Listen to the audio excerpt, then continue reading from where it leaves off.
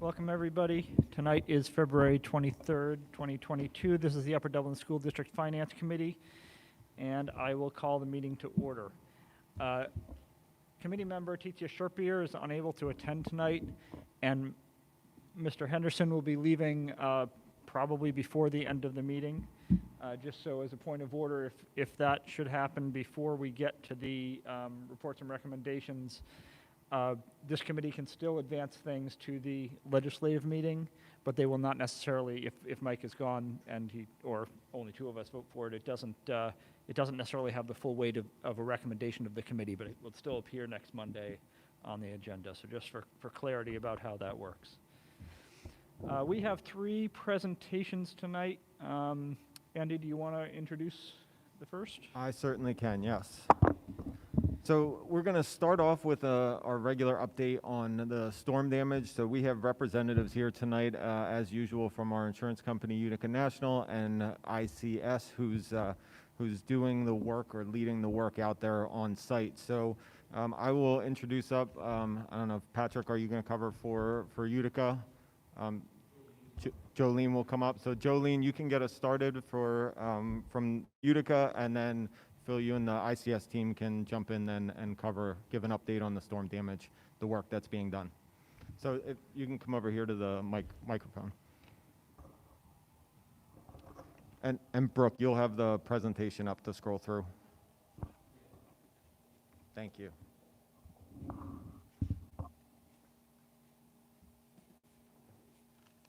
Great. Good evening, everyone. Thank you for allowing me a few minutes back. We were here in November. I know Patrick's been working very closely with the district over the last several months and weeks since the storm loss. But what I wanted to do is just really provide a short update for the group tonight on where we stand in terms of the paid amount. Who's advancing? Great, thank you. So I've broken it out just to share with you what we've paid for both the high school in direct payments as well as the elementary school. Much of what you see on the slide this evening relates to a lot of the mitigation and cleanup work that was initially done after the storm loss. And when you think we are 7 months post-loss, the extent of the work has really been tremendous in terms of what has gone in the reconstruction and the amount of progress that we've made. So we've got almost $2 million that's been paid on the Upper Dublin High School. And if you'd advance to the next slide, please.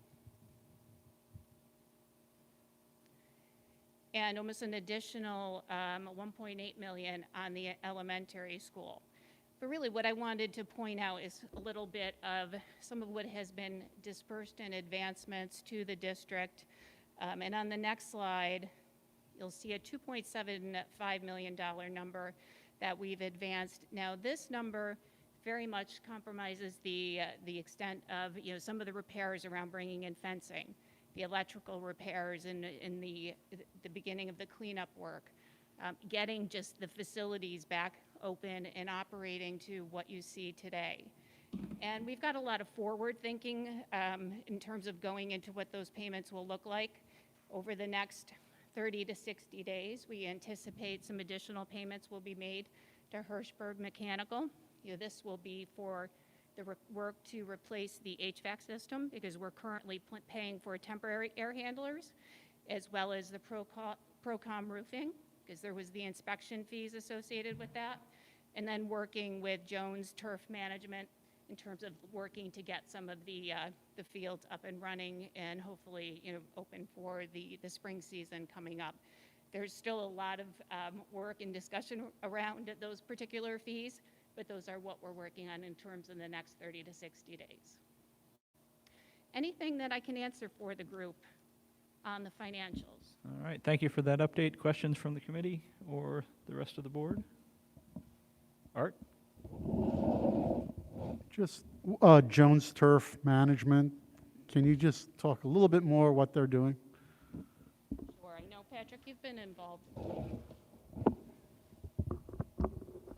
Jones Turf Management has been coordinated with ICS, and and Bill will talk just a little bit about that and what we're paying for in that regard. Good evening, everyone. Jones Turf Management has been hired to do the infield remediation at the varsity baseball and varsity or JV baseball fields as soon as the weather breaks. We were in testing the fields today, and the infields we were still sinking about 1 inch to 1.5 inches. Ground's been frozen in the morning, so they are on site doing the batting cages right now. That's their additional scope of work right now. So they're working on clearing out all 3 batting cages, getting the demolition complete on that. The artificial turf arrived today. We're expecting what we just found out was a partial delivery on the batting cages next week. So we're not really sure. We're not able to confirm for this meeting what exactly is coming, but we're hoping to have at least 1 batting cage done in the next 14 days, with the others to follow shortly after as soon as we can get material. But the infields and grooming that it's a weather-based kind of thing. We're looking at the long-range forecast. We're hoping to get started the end of next week, but I can't confirm that until, we get some dry out and the weather chooses to cooperate. You said artificial turf? Yes, all the batting cages had an artificial turf floor in the bottom of them, so that was all destroyed and rolled up during the storm. This is the batting cages? There's 3. There's 1 at the Field of Dreams. Yeah, but there's Field of 1 at Dreams. JV Okay. baseball, and there's 1 at varsity baseball. So all 3 are being replaced, and all 3 are in a different state of construction. We're going to concentrate on the 2 baseball fields first, and then move to Field of Dreams. Hopefully that's how the material comes in. It was all ordered at once. So And I think you said we don't know about the batting cages in terms of what's coming in and what the I timeline don't. is. Yeah, I don't. I got a confirmation that the items were shipped. They were not specific about what was in the shipment. We're hoping it's not all the posts for all 3 cages and nothing else, so that we're still standing around, twiddling our thumbs. But, we press every day to try and get more information. We know that any spring sport that's starting March 1st is critical.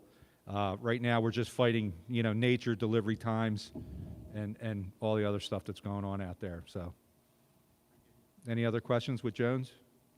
Anybody else? Dr. Yanni?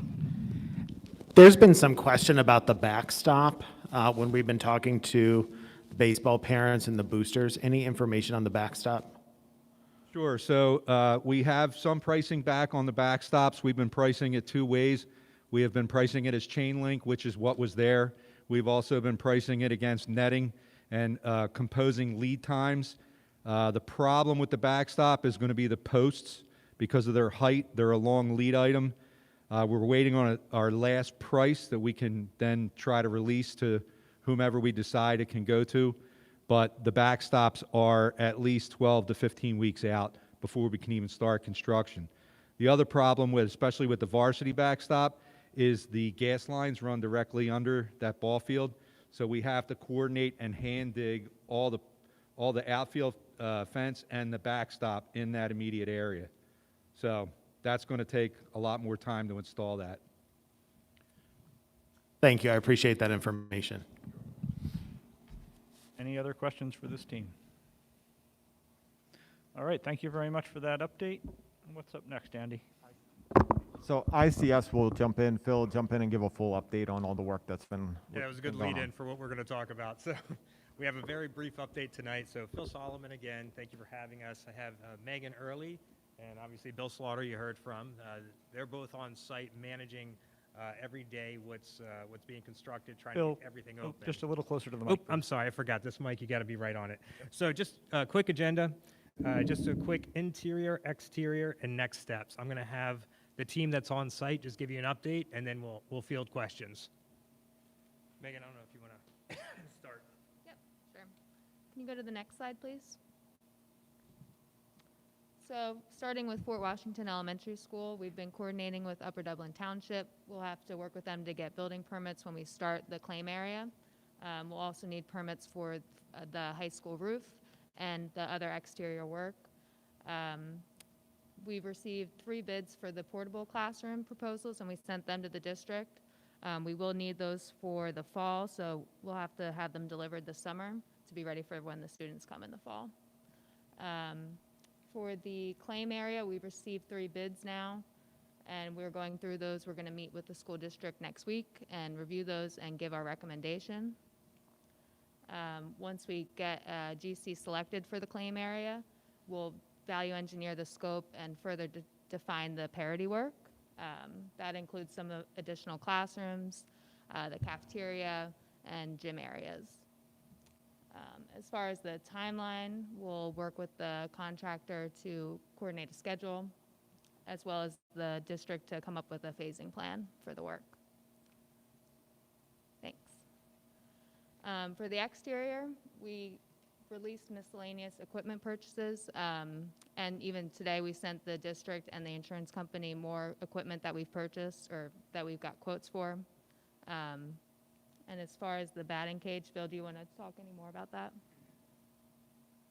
Sure. So we've already talked about the batting cages a little. I want to go a little further into what we're doing on all the exterior work. As Megan had indicated, we released all the loose equipment, so like the 5-row bleachers, any of the players' benches, goals, any kind of thing like that that got destroyed. We went out and got pricing from multiple vendors, sourced it all out, so make sure everybody was apples to apples, found the least expensive price with the quickest delivery, and turn that over to the school district and the insurance company for purchasing. Our goal is to try and identify all the long lead items on the exterior of the building. So, you know, we've gotten pricing on new stadium lights, new tennis court lights. We're waiting on another vendor to finish out the chain link fencing. And then what we're going to do is we're going to have these vendors, once they're selected, attack, you know, the areas that the season has the best chance of getting. So, you know, right now where we are for the timeline, we're not going to be able to have the lights in the stadium for graduation. They're going to be delivered right around that time, but to physically get them in would probably be about midsummer by the time we were done, unfortunately. So, you know, we know the baseball is a hot item right now, and the repairs in some of the outfields. The outfield work, I feel we can get done, you know, fairly quickly. We're waiting for the topsoil to dry out a little bit and get in on that. But, you know, the backstops and all that critical stuff, we'll get that released as soon as we get the last pricing in and work with trying to get started on that as quickly as possible. So we are aware of the situations. We know everyone's, you know, feeling like it doesn't look like things are going somewhere, but they really are. I mean, you know, we have to get engineer drawings for the backstops. We have to get township permit approvals. And, you know, not only that, but we're also soliciting multiple vendors to find out delivery times. That's usually not something you have to do. Typically, you just solicit, you know, find the most reasonable bid that's the best product and move on. But right now, we're also utilizing delivery times. And not everyone, unfortunately, is forthcoming with real delivery times. You know, the batting cages, we were told 2 to 3 weeks. They were released 2 weeks ago. We're now being told you're getting a partial delivery this week. You may see something in another 2 weeks. So, unfortunately, we're not receiving real-time delivery quantification. So, we are aware of the situation. We understand the pressure the district's under, and we're doing our best to try and coordinate stuff and get people here so that things are actually happening and move around with what sports schedule is actively happening. Thanks, Bill. I think you hit on most of this other stuff. I just did want to mention that we're going to continue to update the letter that we sent to the athletic director. So we'll give those updates as we receive them. Phil, do you want to take them? Yeah, just real quick, just next steps. I mean, we have the program management agreement is being reviewed right now. As Megan referred to, we will have all the GC information together next week for an initial review with the district. And then shortly after that, we'll make a recommendation and then move forward. That's when, you know, big material, heavy construction can really begin. Besides that, that's really the update. We're happy to field any questions that you have. All right, questions from the committee? Jenna? So what are we looking at, do you think, and maybe this is a joint question for the administration and for you, but the timing on the GIZA process? I mean, I think that's what you're referring to in, where was it? On the actions to date, is that the third bullet about preliminary budget finalization? We're assuming that's going to fold in right with the timeline that we've already outlined. That's our assumption right now. And I can give so the process, we released an RFP. We actually just received responses yesterday. So we received 2 solid responses. We reviewed them today. We're going to meet internally tomorrow to go over them and then we can start to move that forward. The next step would be to decide if we want to invite in those two vendors for interviews, and then we'll make a selection. Hopefully, we'd be in a position by next meeting to make a selection and move forward with that process. Those two, those are the GCs that would coordinate the project? They would be our ESCO partners. Right. So they would be the partners that we would hire to come in now and do the energy, the analysis of the building and provide proposals back to us to consider for what type of project we want to take on beyond the claim area. Right. I think what ICS is focusing on tonight is the claim area, and then we would start to talk about beyond the claim area what type of work we want to do in the building.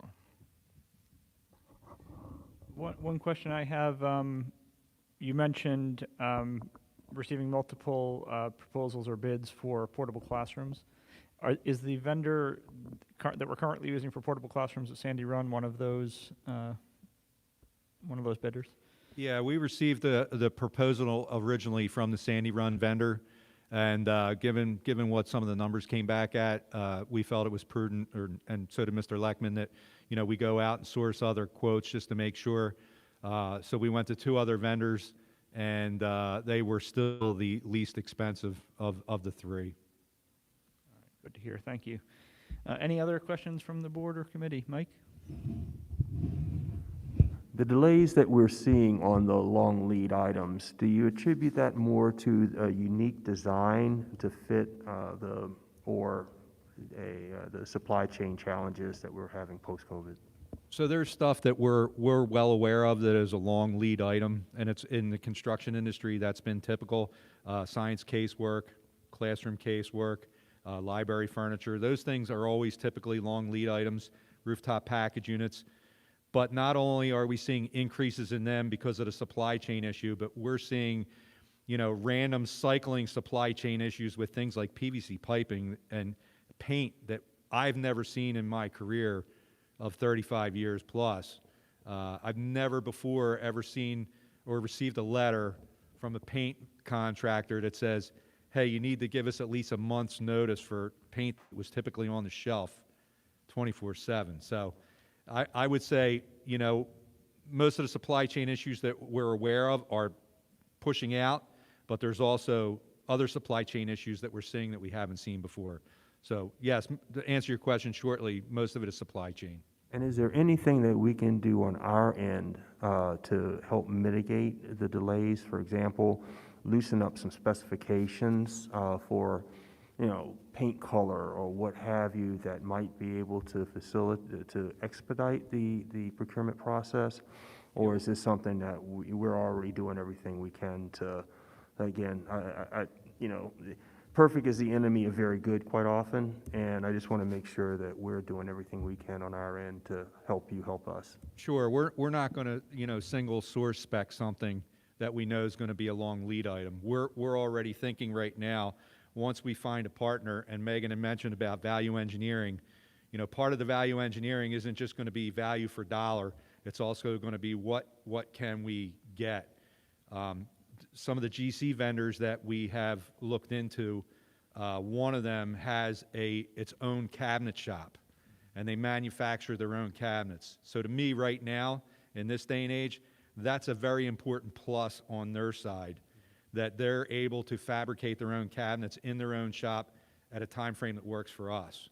So that's one of the things we're looking at. But yeah, what we'll do is if we see something that's going to hold up the process, we will come to the district and say, here's what we have, here's what the timeline is, here's our other options that we can go to pick up some speed, even though it's maybe not what we want, or is this an acceptable alternative? And there typically always is.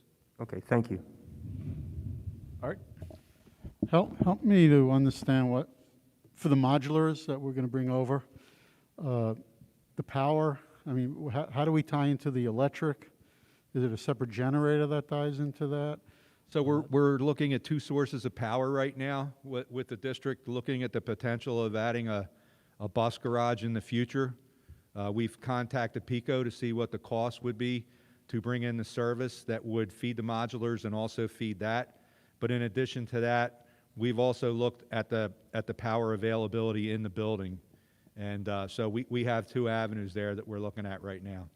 We recently upgraded the electric in that building. Yeah, that building has a brand-new service 3 years ago, Bob? Yeah. 3 or 4 years ago? Yeah. Have we determined how many modulars, where they're going, the timeline? We are probably going to need at most 12. So I anticipate it'll be 12 or fewer. Beyond that, the rest of the schedule for that will be worked out by Mr. Mack and our leadership team. And there will be a cover, there'll be a connector. It'll be connected to the back part of the building, so just like it's connected to they're connected to the middle school now, Right. they'll be connected to Fort Washington. Yeah, the middle school currently has 20 classrooms in the modular setup. We only determined that we needed 12 with Dr. Yanni, and the way the clean break is for the modulars, it's 14. So they will be moving over 14 classrooms connected directly to the building, and so there won't be any outside access into those. Right. And obviously, the goal is to get that done by mid-August. Yes, they are aware what the last day of school is. They're going to start breaking down at Sandy Run as soon as the school is out. They intend to have them over to the site by July, installed and finished by the second week of August. And who's doing the construction on the connection? So let me, if I could answer or just elaborate on that point. If you remember when we moved into the modulars at Sandy Run, they came, but the electric company was late. So we had a contingency plan to get those rooms set up. If something should happen, we already have a contingency plan lined up. I'm not worried about that at all. As for the construction of who's going to affix them to the building, I don't know. The modular company has the entire scope of work except the electrical service in their contract. Okay, thank you. Anyone else? Questions for ICS? All right, thank you very much. for Mr. that. Sirota, Yes. if I could just say, the modulars are ADA accessible, so there won't be any issues with any children that have, or staff that have mobility issues. All right, thank you. Andy, you want to introduce PFM? Certainly. So as I've kicked off the last two meetings, I let you know that we were going to start the process to begin our final funding for the Sandy Run construction project. So tonight we have Melissa Hughes here from our partner, our financial advisor, PFM, and she's going to give us an update on the market conditions and a little information about the next borrowing. And then I will just add that on the heels of that, then I'll be giving a presentation on our capital planning process, and I'll talk about how this borrowing that Melissa will share with us tonight will fit into kind of my longer term thinking about capital planning and our funding strategies. So Melissa, thanks for coming tonight. Thank you so much. So happy to be back with the district. It's been a while since I've been here in person. Very happy to be here. So tonight I'm going to start by focusing on interest rates on page 2 of the presentation. And I'm going to talk a little bit more about interest rates than you've heard me talk about it in the past. And that's simply because we're hearing a lot about that in the news. I'm sure you've heard about the Federal Reserve is expected to raise short-term rates, likely at its March meeting, and then, depending on who you believe, potentially every meeting for the next 9 meetings. If we knew exactly how many rate increases there were going to be and the magnitude of those rate increases, we'd all be millionaires. But it is probably reasonable to expect that rates will rise between now and when we lock your next and hopefully final borrowing for the Sandy Run Middle School project in. And that sounds like bad news, but I think it's important to put that in the context of all the decisions you've made to get to this point. So when you started on this plan and we did the first borrowing in 2018, you were really prudent and you said, let's bite this off in as many $10 million pieces and get bank qualified interest rates. So the investment community, really the IRS, says if you're a small issuer, which they define as people who issue less than $10 million of debt in one calendar year, we want to offer banks special incentives to lend to you. And those special incentives are slightly lower interest rates and a 5-year call feature. And that's really important because it provides the district the most flexibility possible. So through chunking off borrowings in 2018, 2019, 2020, 2021, and now the final borrowing in 2022, you've done a couple things. You've hedged interest rates. And I'm going to walk away from the mic here because I want to point at the screen a little Melissa, bit. you can actually just pick up the I mic. can? And bring it with Okay, you. I'm going to do that then. There we go. Because I want to zoom in, because I think it's important. So when you did your first borrowing in 2018, rates were about here, okay?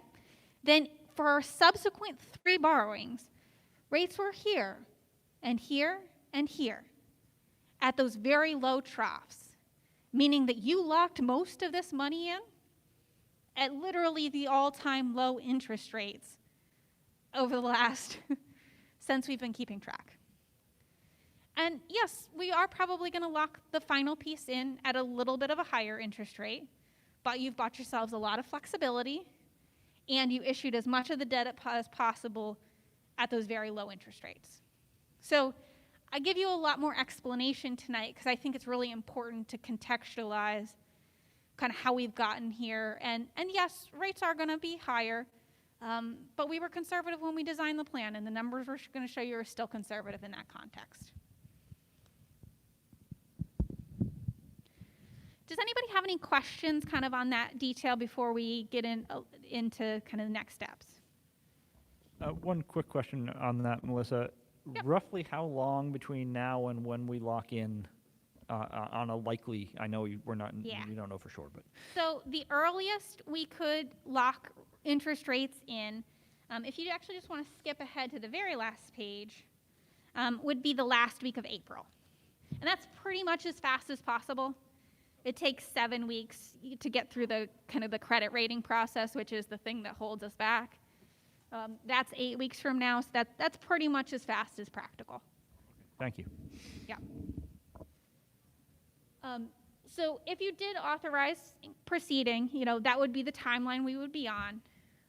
Here presenting, you could authorize us to proceed in March. We'd come back with the parameters in April, and we'd sell bonds as soon as we can thereafter, either the next day or, sometime in that next week, depending on what else is going on in the market. And then you get your money about 35 days later, give or take. So that's kind of what that timeline looks like. Let's jump back to page 4. Melissa, let me ask you a quick question. Yep. If I may. Everyone knows interest rates are going to go higher and higher and higher. Yep. So what's the market like when we issue at the end of April?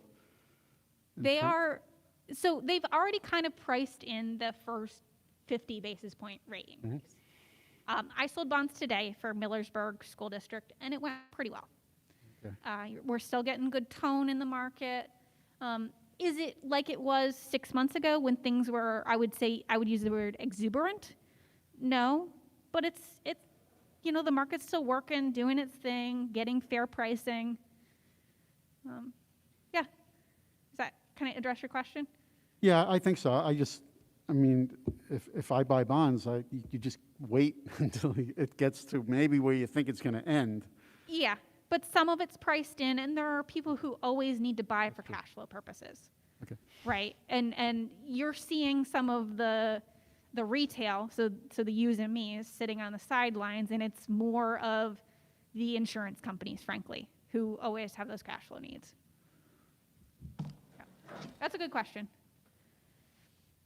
So this summary page is a summary of what we've done so far.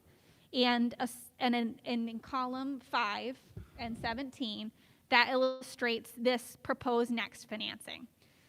So columns 1 through 4 are those prior financings, which have locked in about $70 million of financing over the last 4 years.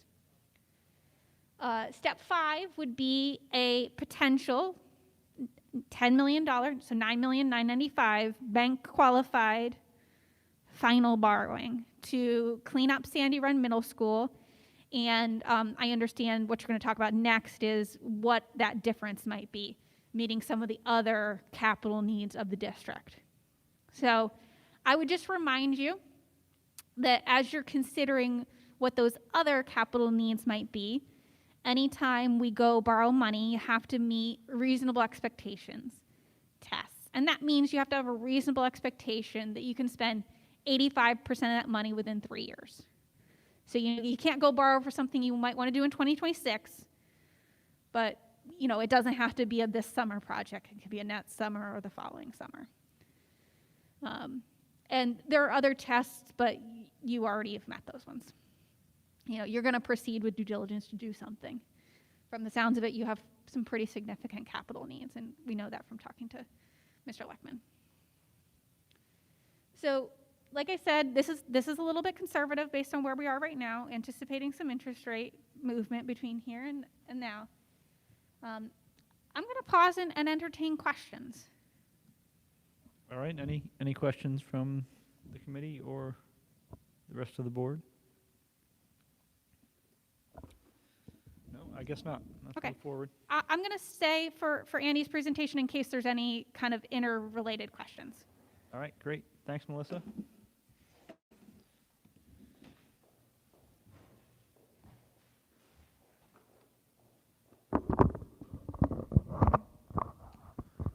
All right. Thank you, Melissa. So tonight, what I'm going to cover is a little more detail. We've been talking a little bit about our capital planning process, our longer-term capital planning process, and the plan that I discussed tonight is I would call it more conceptual. So there's going to be some numbers, there's going to be some projects that we're talking about, there's going to be some layout of timeline. But I want to caution everyone that I wouldn't call this the plan. This is a conceptual plan, so everyone can start to wrap their head around the projects that we have in front of us, the funding that we currently have available to us in cash. We'll loop in some of what Melissa talked about tonight, and if the board is open to a full $10 million borrowing, kind of how that plays into the mix. So that's what I want to cover tonight, and it's essential for us to start talking about that. Obviously, we have Sandy Run that we need to wrap up, the new middle school. We certainly have work at Fort Washington that is ahead of us. And then we want to proactively plan for our future needs and start to really talk about what funding sources are available. So, Brooke, I have the clicker. There we go. So I want to start with just a quick background. So we obviously have ICS here tonight. So you remember back June 2020 to August 2020, ICS completed a facility condition assessment for us. And what that covered all buildings except for Sandy Run, obviously, because we were in the process of building a new building, and it did not cover our district offices. Spring 2021, ICS delivered the final report to us, and then spring and summer, we continued discussions with ICS to start the building of that long-term plan. And then, again, I don't bring it up as an excuse, but it's reality. September, we obviously had the storm hit us, and that changed our timelines and priorities drastically. So as I discussed last month, I wanted to get us back on track and start that future discussion planning this evening. So key points from the ICS presentation, and certainly they're still here. They can jump in and answer questions at the end of this. But you can see these are slides directly from their presentation that they showed us. And you can see that Thomas Fitzwater, Jarretttown, and Fort Washington have all been over 25 years since the last major renovation. And all of those buildings are in fair condition, approaching poor condition. So you can see the right side of the graph, the red line is poor condition, the yellow line is fair condition, and all of those buildings fall somewhere between. I'm being interrupted. There's some comments being made by the community, and I find it very distracting. If they wish to continue talking, they need to leave. Or whisper a little, just bring it down a little bit. Thank you. So all required work to be done to proactively keep those buildings in good working order. You can see that Maple Glen is the newest building, but is 20 years old at this point. So even though it's the newest building, it's still approaching some significant needs within that building.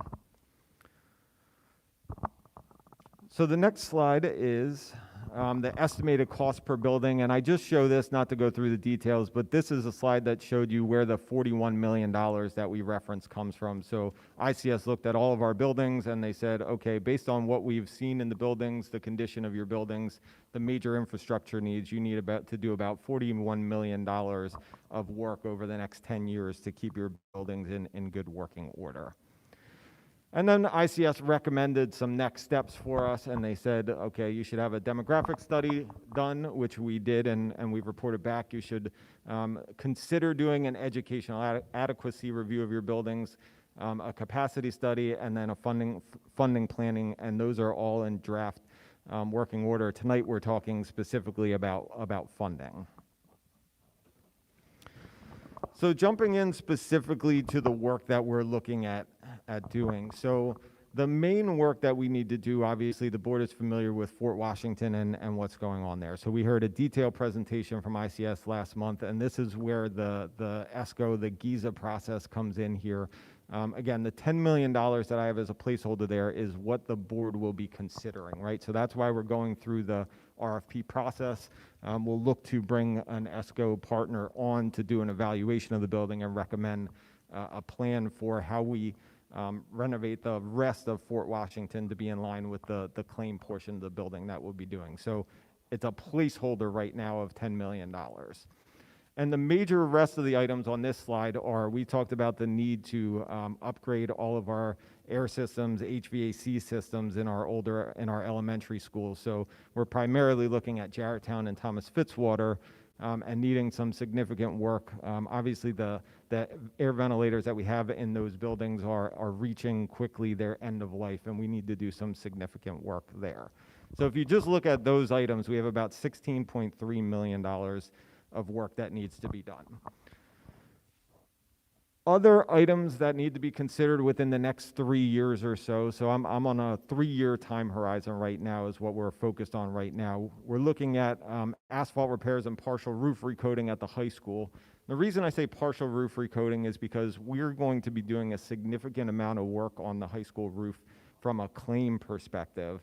There are some portions of the high school roof that were not damaged at all. So while we're up there refinishing 85% of the roof, it's really going to be in our best interest to consider recoating the remaining areas of the roof so we have one full clean new cover up there. Jarretttown, we have some elevator and ADA upgrades that were identified. We have some playground equipment, fire alarm replacement, water heater replacement. So smaller dollar amounts, but at the end of the day, they add up to about $1.67 million.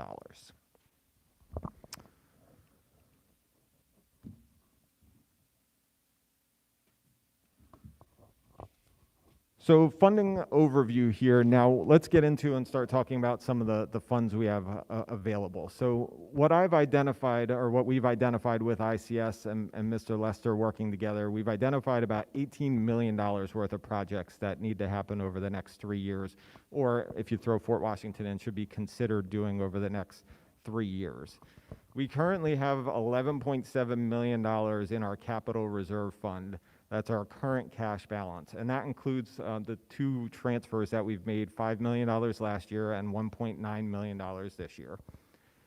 We already have built into our ESSER plan, so the ESSER are the federal dollars that came out of the stimulus funding from COVID. We have $1.25 million set aside to do eligible upgrade work to our HVAC systems. So that would be focused on Jarretttown or Thomas Fitzwater. So those are eligible projects, so focus on dedicated outdoor air systems.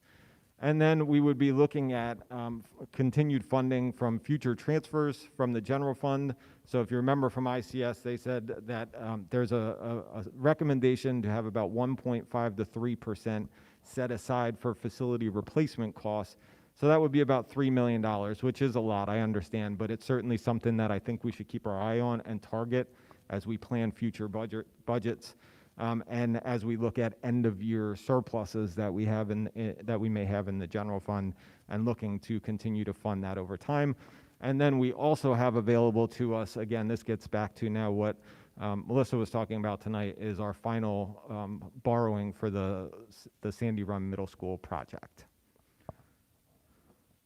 So how that lays out, I know this is a bit of a small slide here, but this lays out sort of an idea of what that might look like from a funding standpoint. And what I have here, the top section are cash available and funding sources. So, you know, we have the 10.5 million plus the 1.9 that we've transferred this year. And we've done some other expense, like some other projects this year, like our paving project. So don't try and tie those numbers back to the 11.7 on the prior slide. But if you add in what we've funded and what we've expended, that's how you get to the 11.7. And then laid out all of our other projects that we have here. And what I'm trying to show here is that if we would move forward and borrow the full $10 million, we need about $4.5 million to finish the Sandy Run Middle School project. That would leave us $5.5 million that could be set aside directly for this capital projects plan. And that could be directly getting back to Melissa's point about making sure we have a dedicated project for that. That could go right into Fort Washington, or we know we absolutely need to upgrade our HVAC facilities in the elementary schools. So we definitely have work that needs to be done. The additional $2 million I've noted at the top is the surplus transfer from this year. And that's not a full estimate for where I expect to be at the end of the year, but that's specifically tied to two items. So in our financials, you'll see, and we've talked about this, interim taxes are significantly ahead of where we planned this year. So we're about $1.4 million ahead on interim taxes from some of our new developments that are settling this year. And we're about $250 ahead on transfer tax. If you remember, we had a extremely sizable commercial property transaction earlier in the year. So just between those two items, we're at a little over $1.6 million in positive revenue compared to budget this year, and that will only continue to grow. So I think $2 million is reasonable there as an end-of-year transfer at this point in time. So what you see here is at the end of 3-4 years, not counting this year, we could accomplish all of these projects and still end up with a positive cash balance in our capital reserve fund at the end of this time frame. So we have the funding available to complete all these projects. I certainly don't love that, the plan draws the capital reserve down to, a little over $500,000. But I think we need to remember that if the board is committed to budgeting for transfers to the capital reserve or taking end of year surpluses and transferring it to the capital reserve, that is not considered in this forecast. And I think we'll be able, we won't end up at $600,000 by the end of the year. And we do have sizable projects beyond this. Maple Glen, the roof at Maple Glen is something that will come up fairly quickly at the end of this time frame. And there's potential for boiler needs at Jarretttown, or yes, Jarretttown, Thomas Fitz. So the next slide, this is just notes on the funding sources, so I'm not going to go over that. It's just there as a reference. Projects identified by ICS covered by the insurance claim, just items of note. So when you look back at that $41 million, there's things happening. These are the two major items that will be covered by insurance proceeds because they were damaged in the storm. So stadium lights and the concession building are something that will be done. And then roof recoating will be about $1 million worth of work that'll be done that was called for in our plan with ICS. And then these are just some miscellaneous projects that we're going to be doing, but we're not going to fund those through the capital reserve.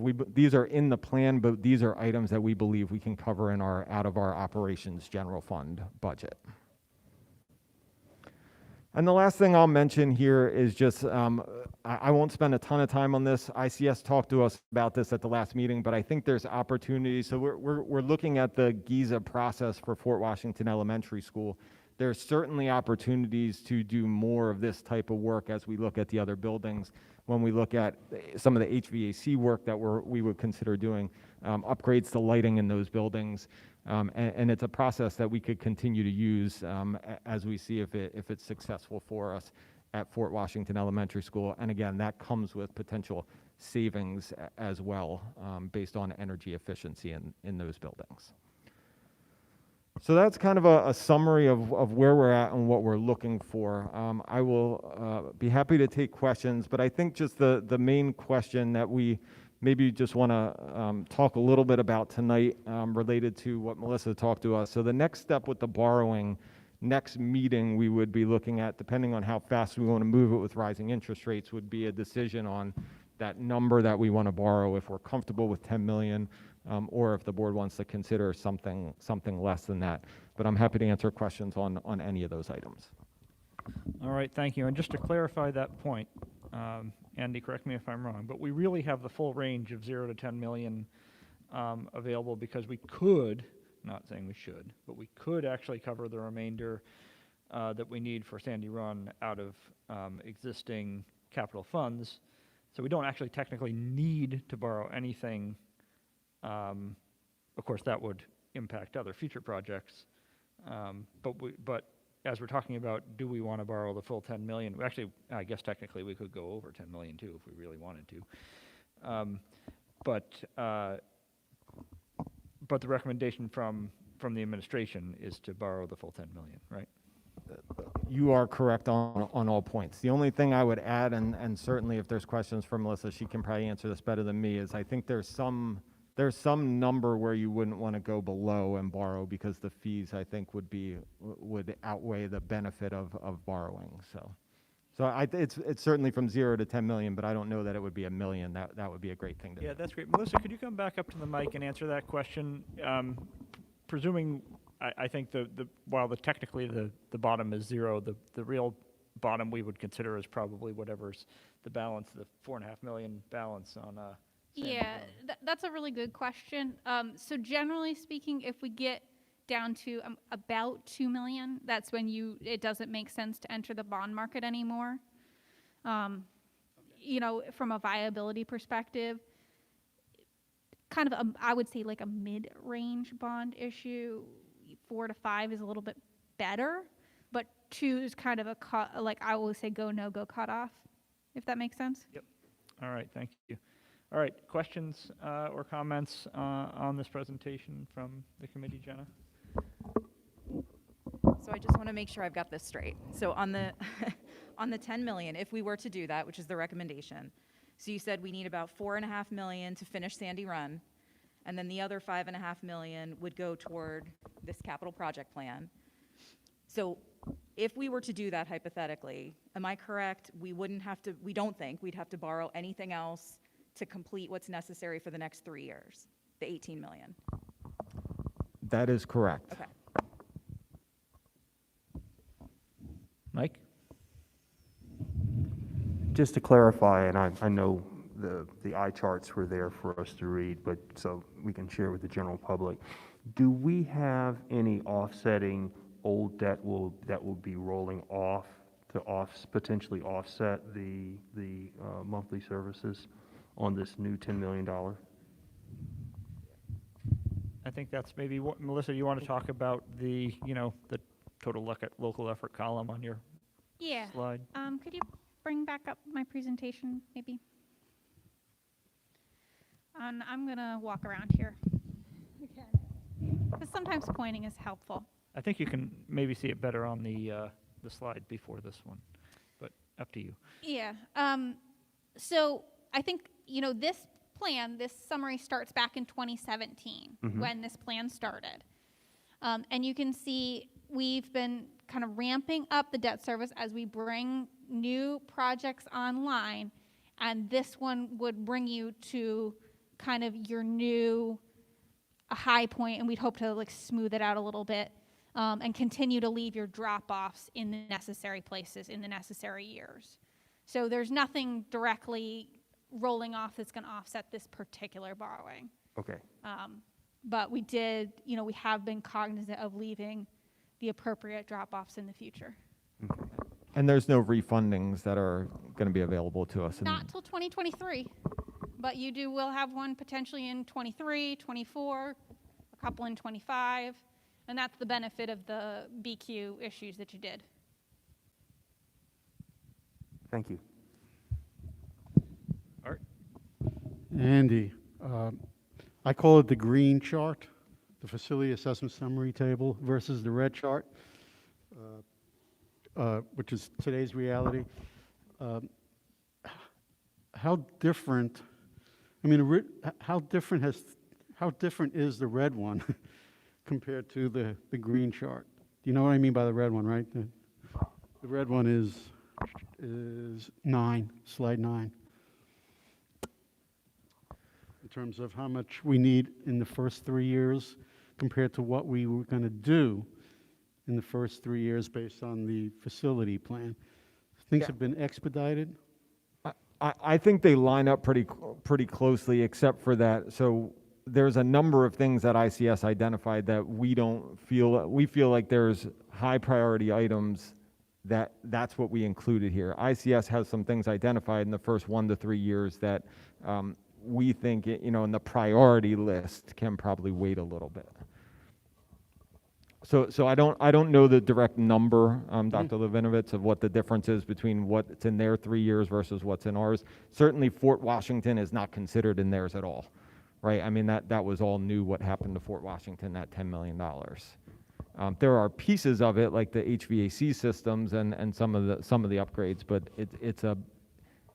it's a different plan now than when they obviously viewed Fort Washington and went through it.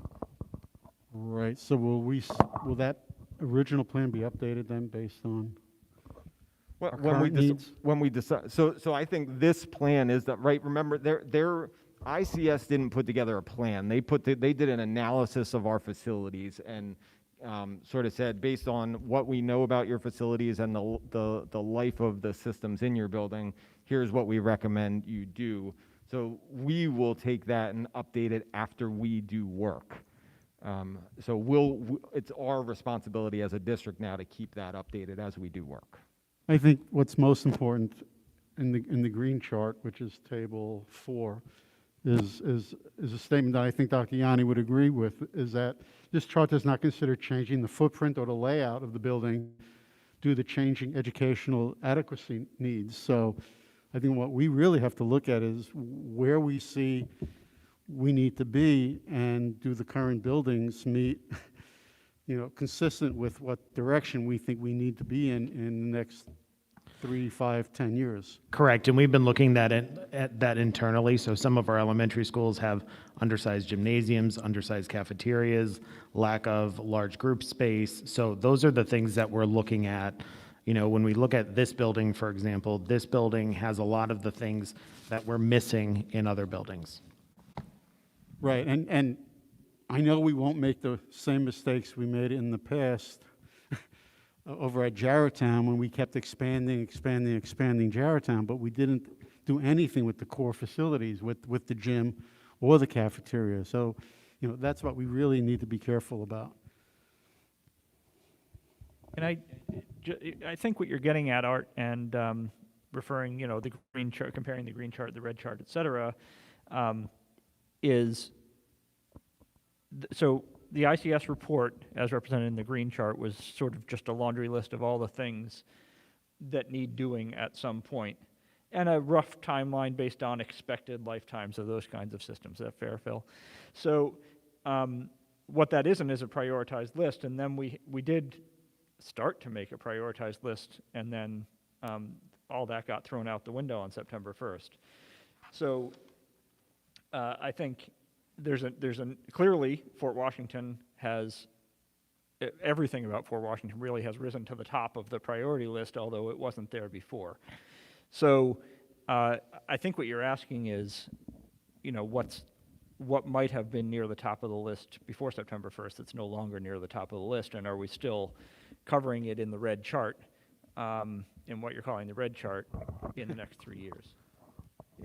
I can answer that and say, I think that I'm not sure that we would be talking about I would be recommending a $10 million borrowing. So I don't feel like anything that was high on the priority list fell off. I think we're just evaluating what all of our funding opportunities now are to do everything that is high on our 3-year priority list, plus now get done what we feel is the work we need to do in Fort Washington. That was certainly sped up by what happened on September 1st. And just two other quick points, if may. I strongly support that we move forward with the bank qualified $10 million. You know, I think we need to do it, and if we lock in by end of April, we'll still get very good rates by end of April. So I really, and we need those dollars. We need those dollars, and we can pay that debt service. The other question I have is the concession building, which I don't remember seeing before. Do either gentlemen know the type of work that's needed, or maybe Mr. Lester, at the of our state-of-the-art concessions building, I can call it? So the concession building at the Cardinal Stadium, we had looked at that as part of the facility assessment and made some recommendations. Ultimately, from the storm, the only thing that really was damaged heavily in that was the roof. We have submitted that cost to the insurance company for approval, so that's going to get a new roof on it, as well as the Field of Dreams building. And the Field of Dreams building also has some internal damage that's going to be taken care of as well. So right now, from an insurance claim standpoint, Right. we're only looking at the roof itself. Right, and I'm not sure if the administration wants to hear this. In my opinion, I think while we're working in that with the concession stand, it might be a good idea to look at the rest of the building and see if there's something we can do, especially the restrooms. Maybe there's something we can do to just upgrade them to some degree while we're doing work on the roof.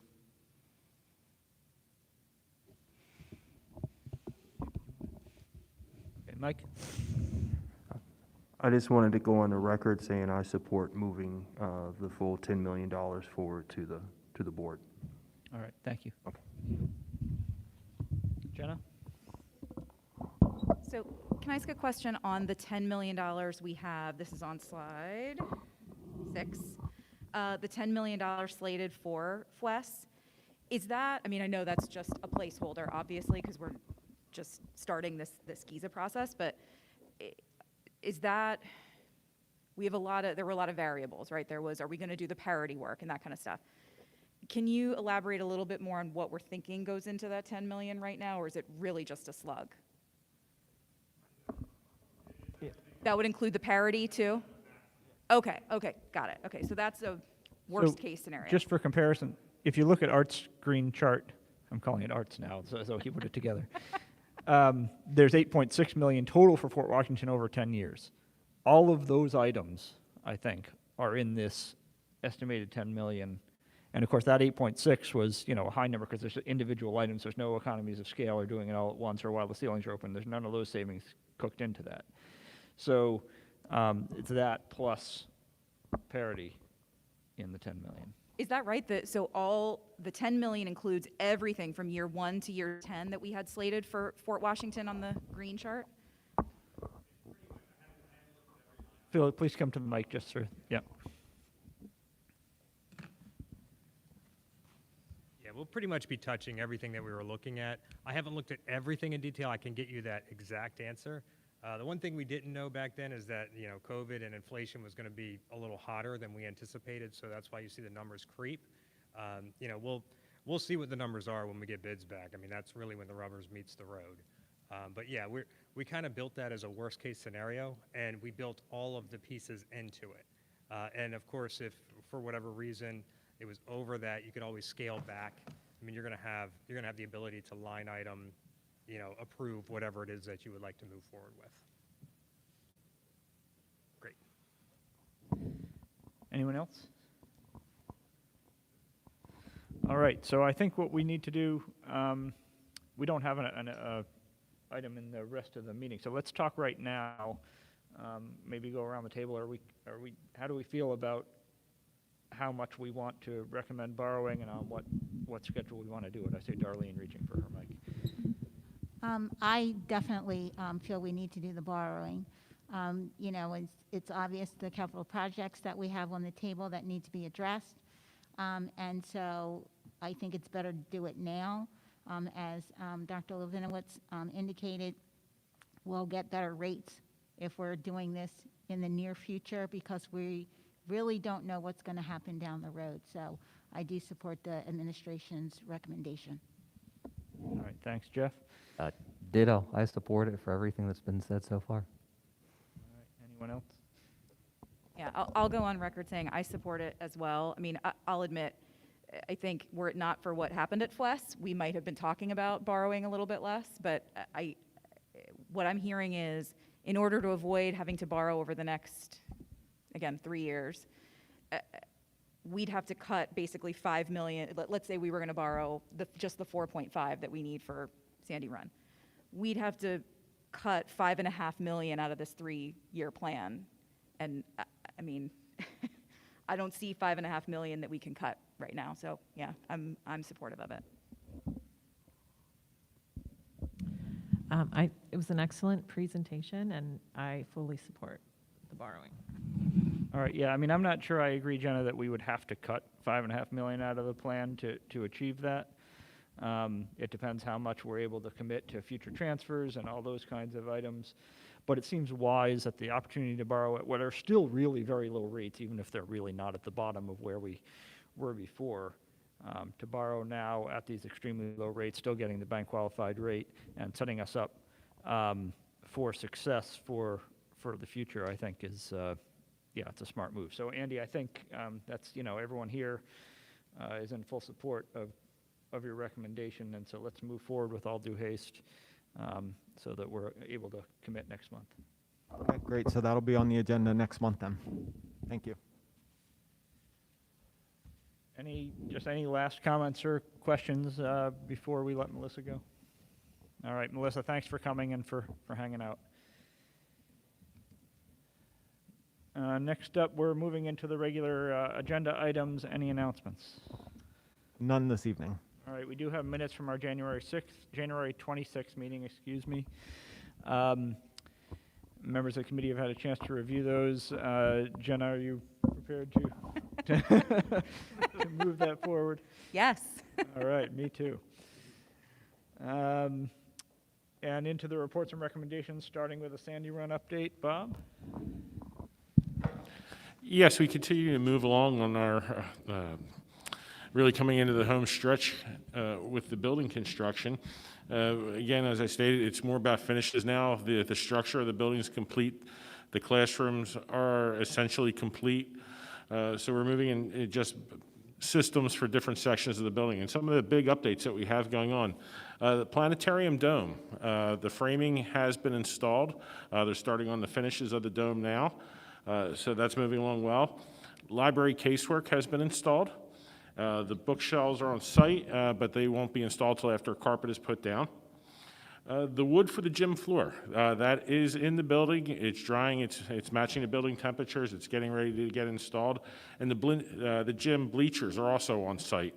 So as soon as the floor is finished, they'll be able to start putting the bleachers together. But all that material is here. It's in the contractor's hands. The auditorium, they finished the drywall and the painting. That was a very big project with their high reaches. Looked phenomenal, even before the seats are in, just the framing of the room and the finishes. Another big item is the kitchen equipment is on site.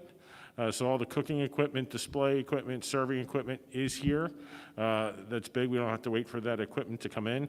And they just finished today pouring the epoxy floor in the serving areas.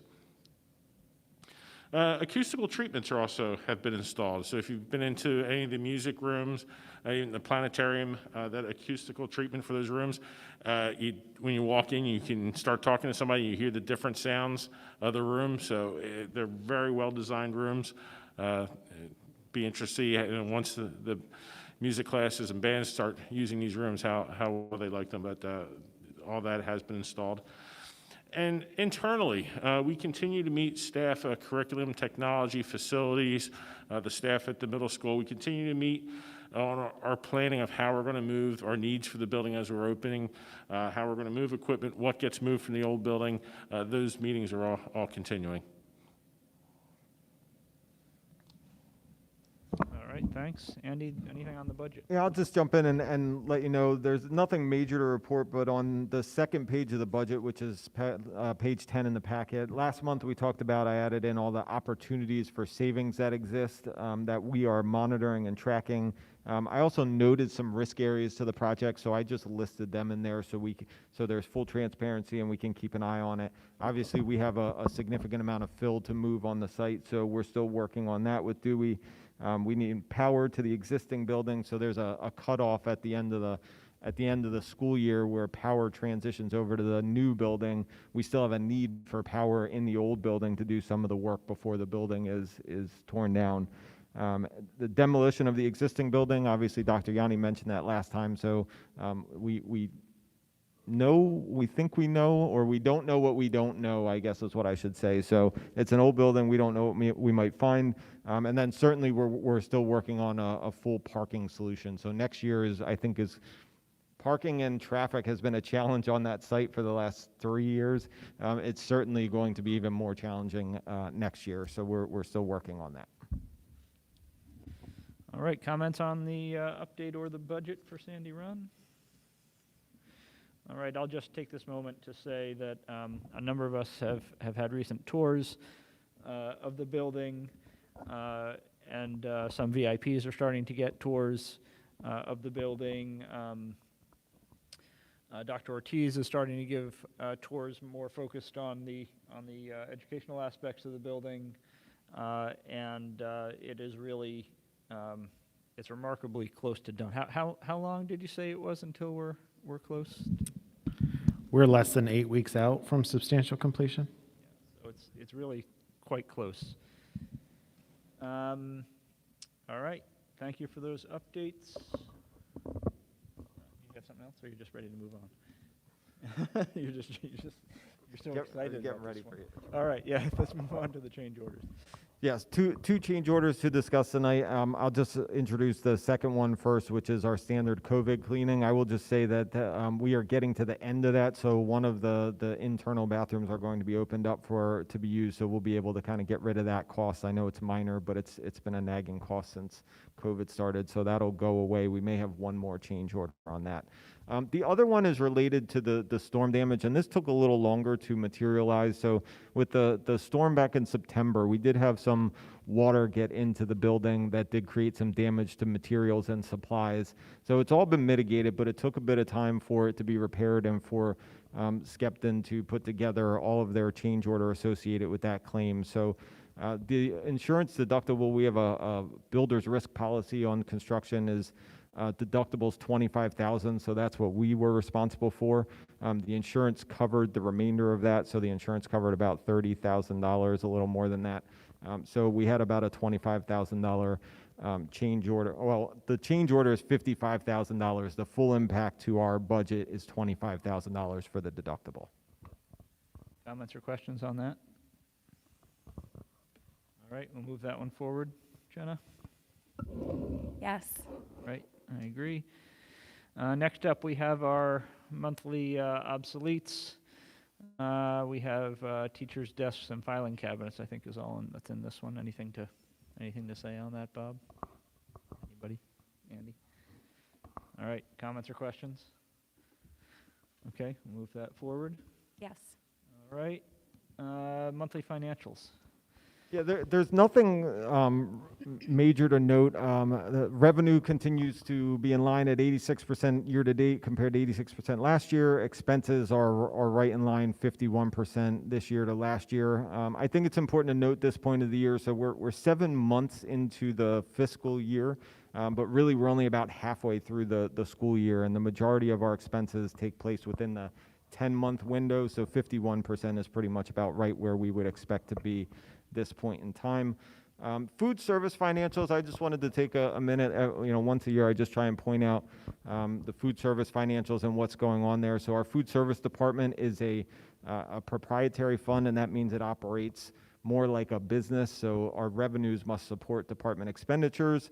Shortfalls are funded by the district general fund, but I will say, as I always do, Kristen Deli is doing a fantastic job with managing that department. And really what you see from her reports there for food service is that department's doing actually really well financially. So the prior year fund balance was $326,000.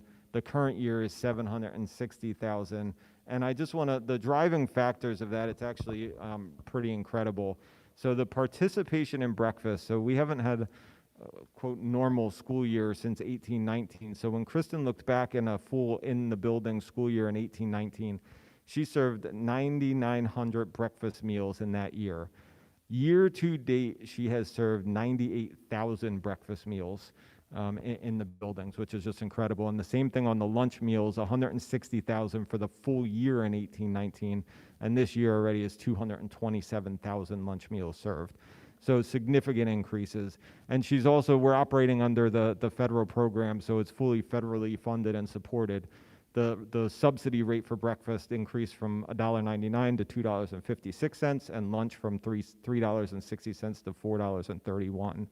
So we have an increase in subsidy and a significant increase in meals. And her and her staff, I mean, kudos to the entire food service department staff.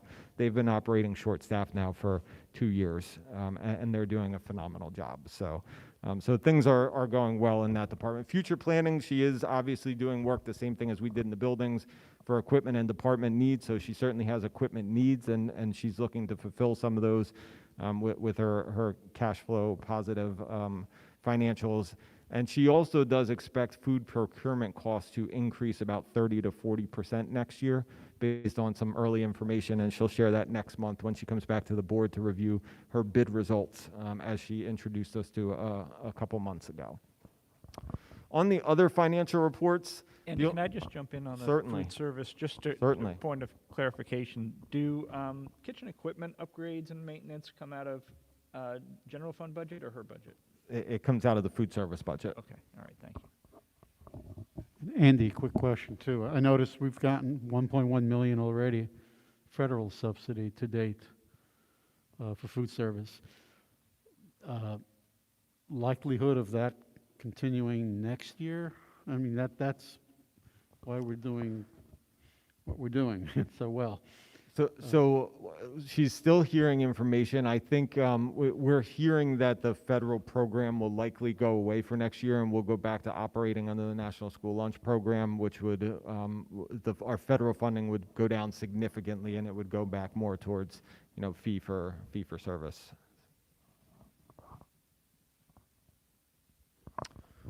Okay, and just real quickly, I just note on the assessment change report under the other financials, so the county continues to be on a pretty significant lag with getting those reports. So what you see updated in here is from December.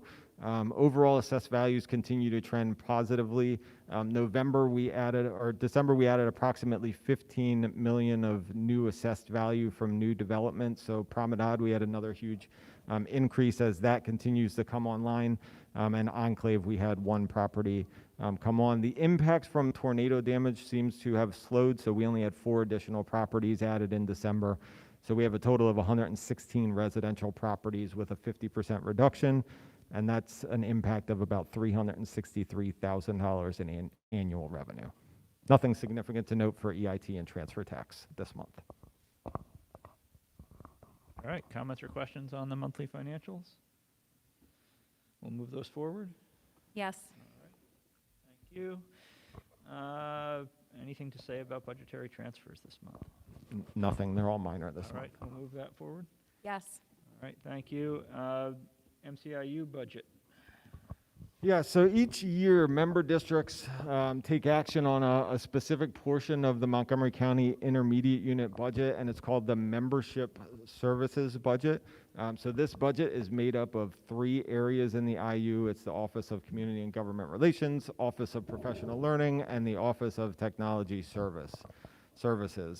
The budget packet that the MCIU provided includes all of the details, so I certainly will not be going through all the details, but you can read it, and if there's questions, I'd be happy to do my best to answer. Dr. Davis can certainly help out as the MCIU representative to our board. And the total budget is $1,854,830, which is a 1% increase over the prior year. As part of that funding, member school districts do have a membership fee or an allocation methodology. So they have not increased the fees to the member school districts, so that has stayed flat. But there are changes from year to year based on how the state the state mandated calculation works. So our share, the Upper Dublin School District share for next year is $64,224. It's a $148 decrease from the current year.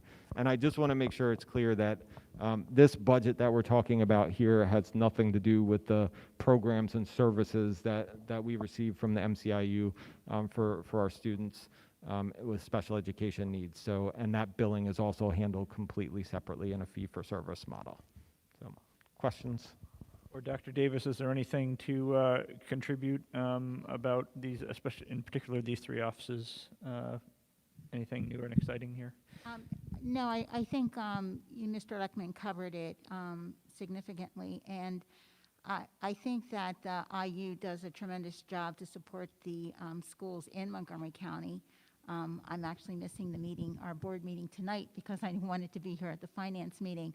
But, you know, they also, you know, do a lot to bring additional funds into the IU. So what each member district puts in certainly does not cover all of their expenses. And so I'm just really grateful for the work that they do to support all of our students, and all the positions throughout all of the various districts are able to come together at the IU, and they provide great guidance, you know, so that, you know, folks can work together when there's one business manager, but they have an opportunity to come together with all of them. So it's a really important service that they provide. And it's fantastic that they're able to do it at essentially flat rates this year. Any other comments or questions? Jenna?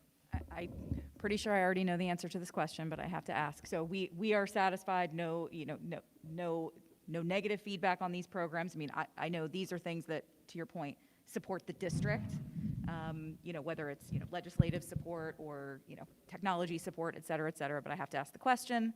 I'm pretty sure I know the answer. I would say we're extremely satisfied. Having worked in 3 different areas with 3 different IUs, I can say that our IU is top-notch. All right, so we'll move that forward.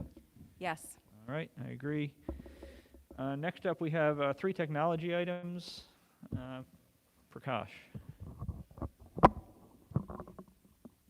So this is a nice segue right into some of the things I'm going to be talking about because I did work with the IU with 2 of the items that I'm going to be sharing with you tonight. So the first of the 3 contracts that I have in front of you is with our intention to renew our agreement with Crown Castle. So Crown Castle provides connectivity between our high school and our other buildings, including the admin building. So the initial contract was part of the E-rate PEPM bid that the IU helped us put together and draft.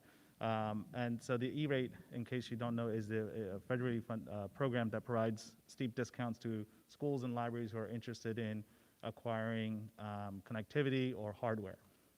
And so our district qualifies for 40% discount on those 2 areas. So at the end of June, we would like to review our contract under the same service plan terms and the fee structure. The bandwidth between the buildings currently is at 1 gig. We did inquire about the bandwidth increase and what that would encompass. This would require upgrading hardware as well as installing a new dark fiber from the high school to each of our buildings, including the admin building as well. The approximate cost for those improvements is $10,000, plus there will be a reoccurring fee as well. So while the IU was helping us put some of that information together, we also did an analysis of where we are in our usage of our current bandwidth. So what we did was took 30-second increment snapshots of traffic in our building. And in those snapshots, what we saw was the usage was at the highest, a hair below 900 megabytes. So we did not hit the capacity. So right now, there's no need to invest in making the upgrades. However, I did want to assure with Crown Castle that if 2 years from now we needed that upgrade, that we could still do so while keeping the contract language the same. And they said they would be willing to help us if that need ever arises from us. So We would like to continue monitoring the traffic, see where we are, and then we'll make recommendations if we do need to make the upgrades. But for right now, what we have in this bandwidth and the service is good for us. Questions? All right, comments or questions on that item? Jenna? So what's the kind of, delta between this and what we're paying now? It's the same. It's exactly It's the same, Okay, yeah. So perfect. the dollar amount, everything stays exactly the same. Great. And they also provide us with services where if we had connectivity issues, something happened to our fiber, they would come out and maintain that for us as well. Anyone else? All right, Jenna will move that forward. Yes. Yes, I agree. I will just say 900 to a gig is, within the measuring error of bandwidth estimations. That's really close. So I would encourage you to be ready to jump. And that's not quick because you got to get stuff in and installed. I'd be inclined to build a little buffer into that because before you know it, we're going to be streaming 4K videos instead of 1K videos and that kind of thing. Yeah. That spike that we saw was not a prolonged spike. It was a spike that occurred for maybe about 3 minutes. So it was not for a long duration. Had it been for a longer duration, we would definitely consider making the upgrades now. But it was for a very small time period. So where's the sort of normal? I'm sorry. Where's the normal? We're roughly around 700 is where we tend to be. That's still, to me, that's still cutting it close. But yeah, obviously we'll wait for your recommendation. But just don't forget that those things take time. And if you hit a bandwidth cliff, it's a cliff. So it's a problem. Next up, we have the access point refresh. So this year, we would like to use E-rate funds to refresh access points at our elementary schools.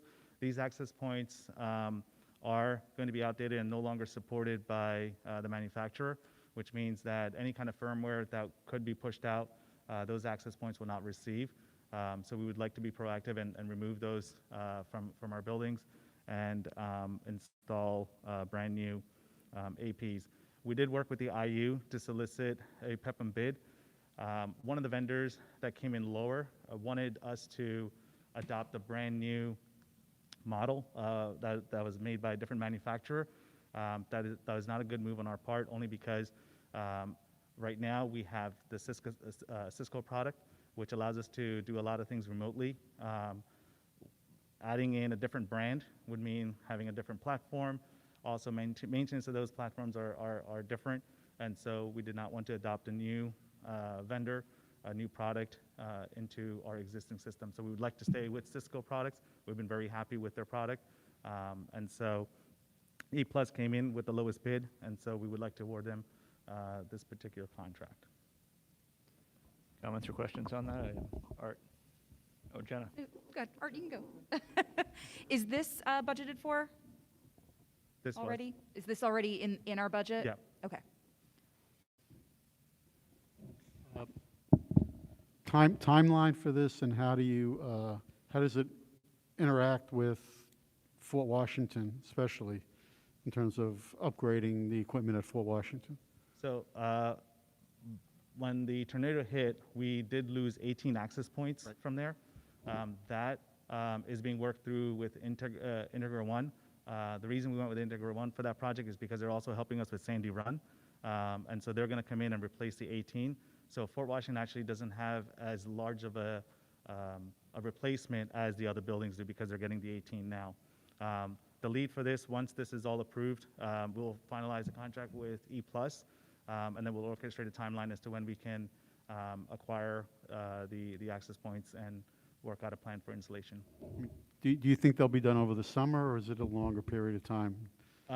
It could be done by the summer. It just depends on when we can get the delivery and the shipment of the access points.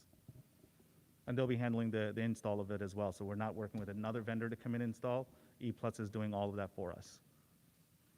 I just want to make sure I understood correctly, Prakash. There was a bid or proposal for product from another brand that was lower in cost in terms of the purchase cost of the APs. Is that right?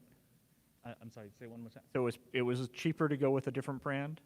It was cheaper, but not like a substantial amount. Yeah, well, I'm okay with that. I mean, I just want to clarify for everyone in the community and anyone who may be listening that even if the purchase price is cheaper, if it's a different brand than you're used to, there are additional costs involved, and especially if you have a mixed environment, there are additional costs involved. So, yeah, that's fine with me to stick with the brand we know. And also compatibility was going to be a concern for us. Sure.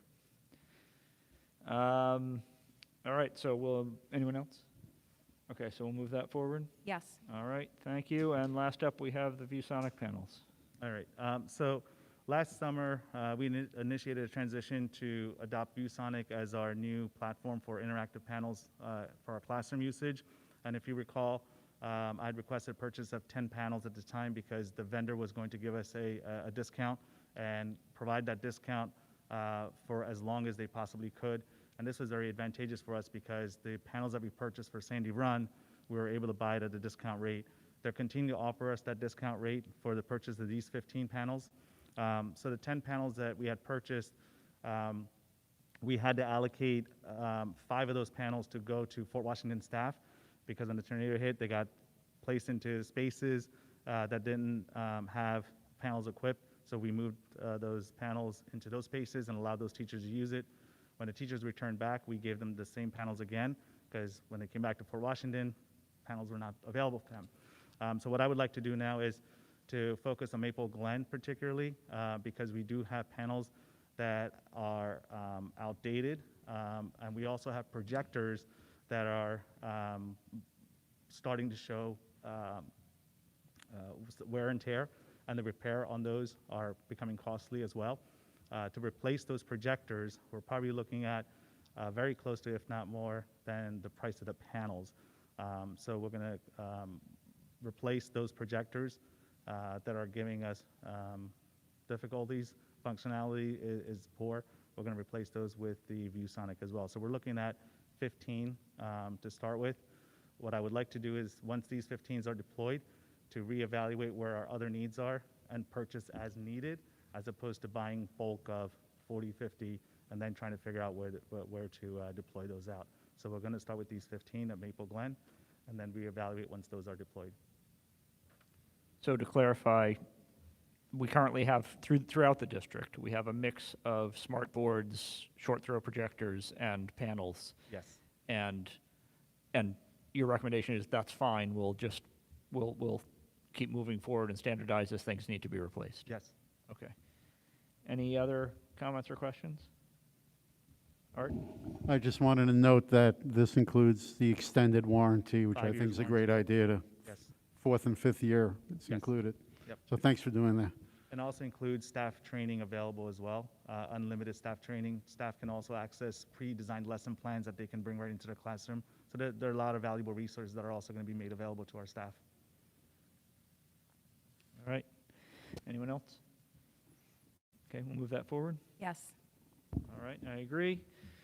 Thank you. So, thank you, Prakash. That is the end of our reports and recommendations. We are up to community input. If anyone would like to speak, please come to the microphone, state your name and where you reside in the district. Brooke will maintain our timer. Ginny Vitella Ambler. I just want to say the $106 million budget is because of the taxpayers and the community members of this place, and they should be respected when they have a question, when they show up to a meeting. Obviously, nobody shows up for meetings. It's because there's a big gap between the community and those that are making decisions. So we should do things to bridge those gaps and always be kind. I want to be a reminder, when we had presentations, the community used to have an opportunity to ask questions of those presenters so they could leave and go on the merry way and not sit through a whole meeting. And that somehow that has disappeared. I just want to, I wore my baseball shirt in solidarity in campaigning for those baseball fields that were actually pretty crappy to begin with. So I don't think it should take much to get them back to their previously crappy condition. And we talked about the varsity field, 12 to 15 weeks is clearly after the baseball season this year. And I didn't hear much about whether we were going to bring online that JV field, and also the 9th grade field could probably use an update that probably wouldn't be too hard so that could be at least playable. I do appreciate the good news about the batting cages. I did not hear any update on the tennis courts. I know some of that retaining wall's falling, so that sounds like a bigger project, but I'd just like to know an update on that. Also, I just wanted to say a reminder, we borrowed extra money, I think, at the last borrowing, right? Which is why we only need $4.5 million of this 10, right, for Sandy Run. It's not like Sandy Run has miraculously come in $5 million cheaper. So we over-borrowed or borrowed more than anticipated last time. So that's why we only need $4.5 million. And all of this borrowing and all of this discussion and all this long-term projects were supposed to be considered and how to pay for them before we committed to the Sandy Run project at the level that we approved it. So all that's coming back now on the borrowing of the taxpayers' money and more debt and more debt and more interest on that debt is something we knew was coming, and we still went ahead with the pie-in-the-sky number of 70 million. That's 76 million. With interest, it becomes a lot more millions than that. Wondering why we are not in the Cardinal Room, and when are we going to get back to it? I know it's difficult for the setup here, and there's clearly not too many people that attend, so I don't think the volume with the COVID situation is an issue anymore. I think that's it. Thank you. All right, thank you. Anybody else? Okay, we did have one comment submitted through the online form, which I will read. It is fairly long. I'll do my best to finish this in 4 minutes. It is from Julia Watt, Fort Washington. Over the past 9 years, the very well-loved Robbins Park visits have been reduced from 4 times a year to now 1 to 2 times a year. Where did the funding for that part of curriculum go? Was it too expensive to provide buses and pay bus drivers? Certainly, we can all agree how vital it is these days for students to be outside, learning hands-on in an environment like Robbins Park. How can funding for this program increase so that the students are provided with three or four times a year visits? Over the past 4 years, hundreds of residents have voiced their major concerns regarding building a bus depot with over 60-plus buses, feet away from a very busy and populated Fort Washington Elementary School and bordering many neighborhoods. 4 years ago, hundreds of residents came out to say no to the bus depot in a rally that was broadcasted on the news. Those residents and students were asking you not to destroy a very well-loved field of dreams that was built mostly on fundraising. The mere thought of destroying open green space in our township was mind-boggling. 1.5 years ago, almost 700 residents in 2 days signed a petition titled "No Bus Depot Behind Fort Washington Elementary School." In that petition, many questions were asked that are still unanswered. Considering the current landscape of the 1-mile stretch between our community elementary school, sports fields, Upper Dublin High School complex, community-owned swim club, Upper Dublin Township building, how can the idea of building an $8 million bus depot continue to even be considered? I ask you tonight the same questions that were raised 8 months ago. 1, what other properties within UD have been considered for a transportation facility? 2, when will a full feasibility study like the one completed behind Fort Washington be completed on other potential properties? 3, when will air quality tests be conducted, especially now with the hundreds of trees gone? How and where will they be conducted? Number 4, when and at what exact locations will multiple traffic studies be completed? 5, what scientific research are you using to make a clear decision about the safety of over 550-plus students and staff that will be subjected to increased traffic and diesel fumes? 6, where is the research that would show diesel exhaust, fine particulate matter, and carcinogens are safe for humans to breathe? Please refer to our community petition to see full questions in further detail. After our kids, parents, and community have dealt with a global pandemic and an EF2 tornado destroying thousands of trees, dozens of homes, our schools, our community places, please find another location for the bus depot.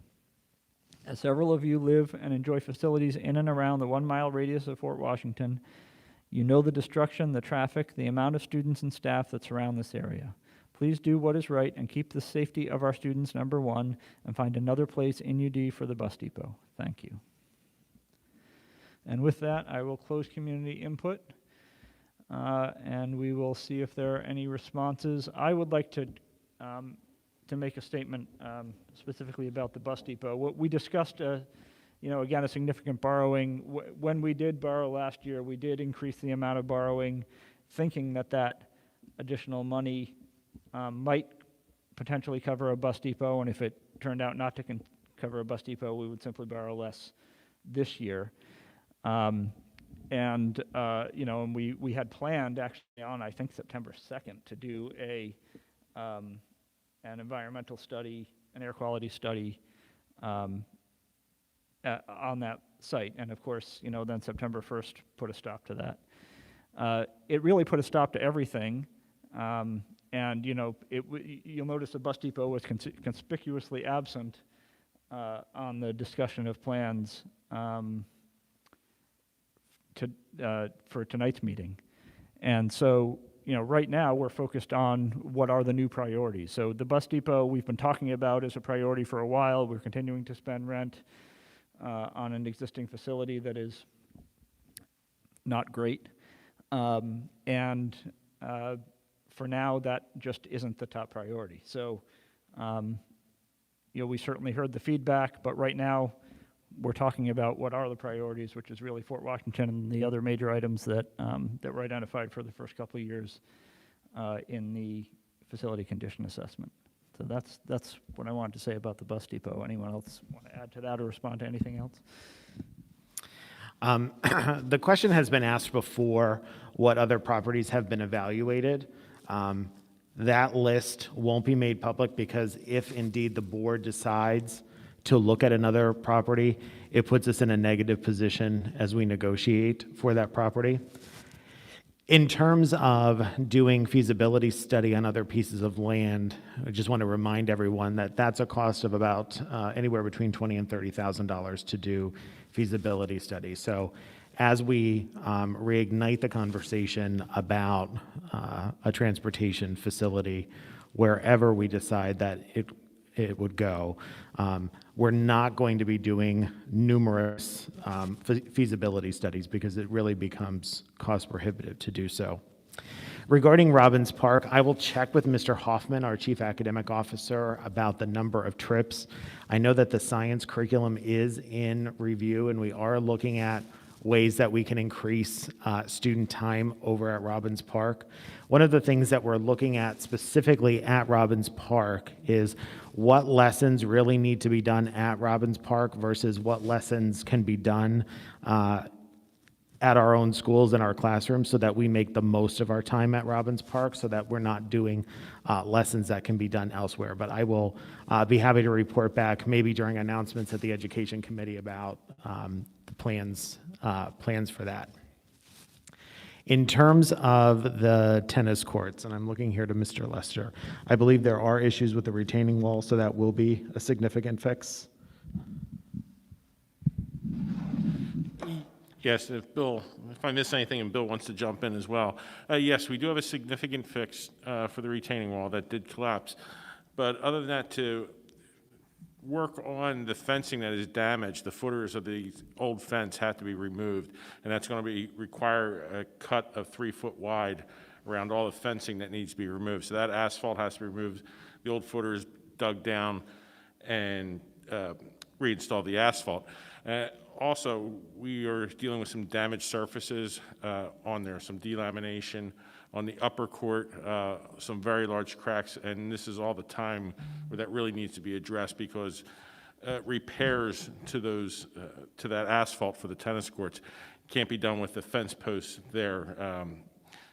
So this is the time to repair these. Did I miss anything else, Bill? I think recoating of the tennis courts will be covered by the insurance company.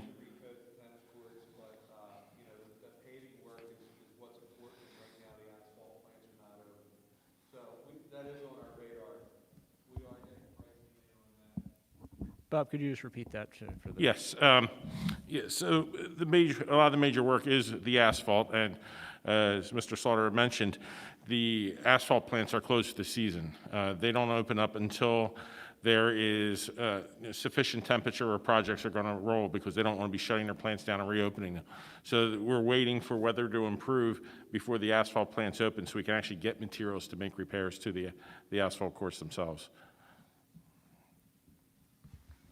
All right, any other, did you have more, Dr. Yanni? So we've been, Mr. Highland, our athletic director, more specifically or more frequently, and I have been in contact with our baseball boosters and some of our parents. We are absolutely working toward getting fields ready for some of the competitions. We realize that the season is upon us. Mr. Highland does have backup plans if we cannot get those fields up and running. But the goal, one of the things that we talked about is that the baseball players, their last several seasons have been interrupted. And so we're going to do anything that we can to make sure that they get at least some playing time on their home field. So I know Mr. Highland is committed to keeping the baseball parents and our student athletes in the loop. And I heard ICS say that they'll be providing Mr. Highland some updates, and I know he'll remain in contact with them as well. All right, any other comments from committee, board, administration on community input? Okay. All right, I will announce our next Finance Committee meeting will be held Wednesday, March 16th at 6 p.m. I presumably here, but, or is that TBD? I will speak with our board leadership and we'll discuss placement of future meetings. All right, thank you. And with that, we are adjourned.